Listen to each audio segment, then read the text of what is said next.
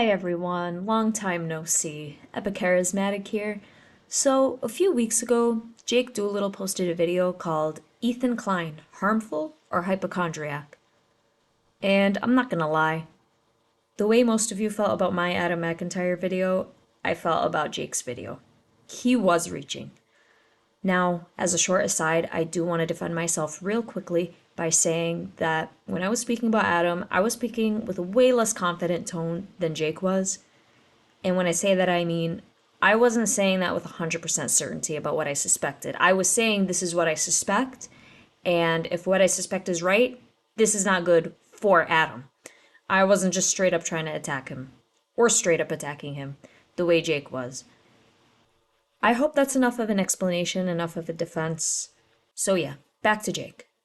Yes, I do think he's reaching, but I don't think he's 100% wrong. Although it's clear that Ethan's showing signs of medical anxiety, at least when I would watch those bits that he would do, it did feel a little bit attention seeking, like kind of Munchausen-esque, ironically, considering he talked about Gypsy Rose's case, but that's another story. The thing is, I think what's coming off as attention seeking to me is probably just his attempt to make his health journey a funny bit. Like a way to have this running gag, this running joke where Ethan believes he must be dying of something, when in reality he probably has little to nothing in terms of any unknown health conditions. I'm not saying the health conditions he knows he has, he doesn't have. No, just the unknown. Something else I noticed is how Hila showed up on this episode. She rarely ever shows up to non-Friday episodes, so I know she's there to help defend Ethan. Not that there's anything wrong with that, not at all. If anything, she was there most, if not all the times that Ethan talked about his health journey. So it does make sense that she was there, but I don't think she even needed to be there.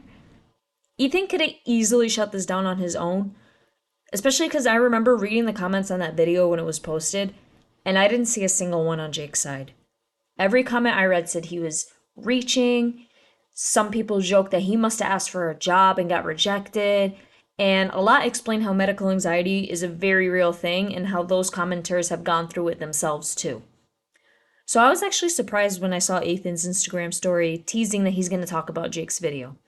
Not only is Jake a small channel, which I mean, Ethan has defended himself against smaller channels before, so that's not something that's unprecedented for him.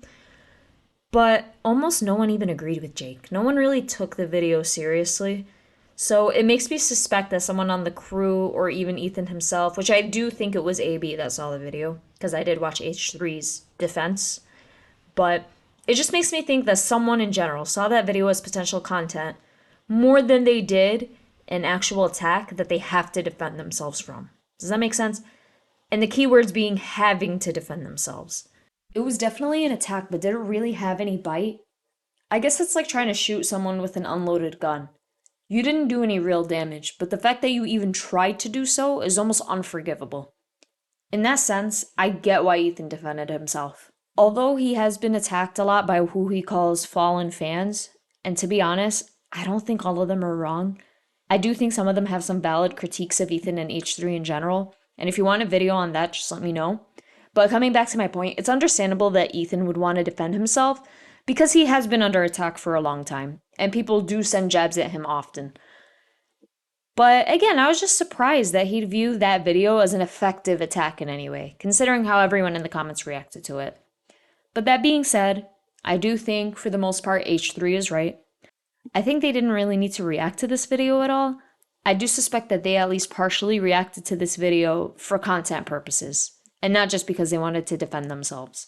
And that's not wrong. I don't think it's wrong. I think it's a fair thing to do. It's very hard for a channel to be able to have the most creative ideas all the time and to have things to talk about all the time.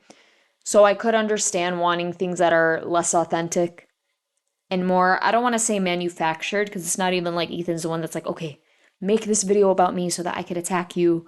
I don't think anything like that happened. But I do think it's times like this where I'm watching H3 and it feels like I'm watching H3 the business instead of H3 the entertainment. And although that's the case, I'm okay with it just because they don't do this too often. It's not like every other video is like this.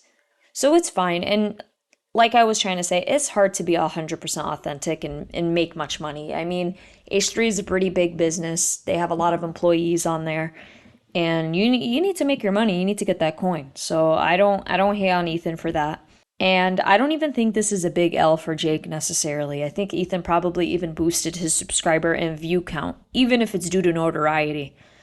After all, there's no such thing as bad press, right? At the end of the day, the situation isn't really a big deal, and if anything, I think it's mutually beneficial to both Ethan and Jake. I'm sure they both benefited from this beef, just like how I'll probably benefit from making this video talking about this beef. Ethan got hurt by being attacked, Jake got hurt by Ethan fighting back. I mean, overall, I think it's a pretty fair outcome. I think it's pretty fair. I think what Jake did to Ethan and then what Ethan did back to Jake and everything that conspired is pretty fair. It's not a super serious beef. I am even suspecting that the authenticity of it isn't pretty high. I don't think Jake even was really convinced by his own argument. I could be wrong, but yeah, man, you gotta get them views. I get that. I understand that. So, when it comes to Jake's apology, I think it was okay. I mean, I think it was definitely a really good apology from a PR standpoint. He very clearly stated that he's wrong and he clearly said the words, I'm sorry, for the things that he did wrong.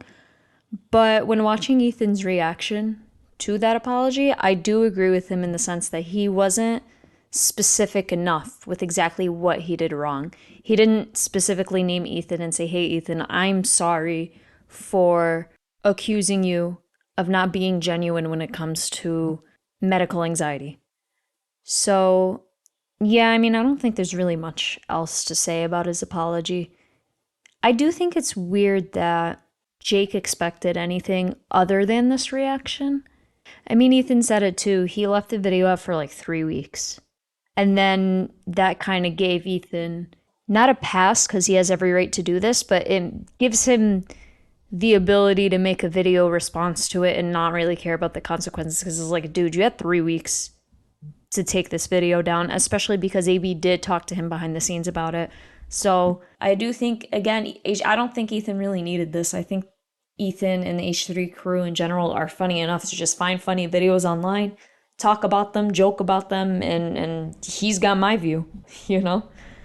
But yeah, that's my opinion on this situation. Let me know if you agree or disagree. Let me know if there's anything different that you think about this situation. And I hope to see you all in the next video. Peace.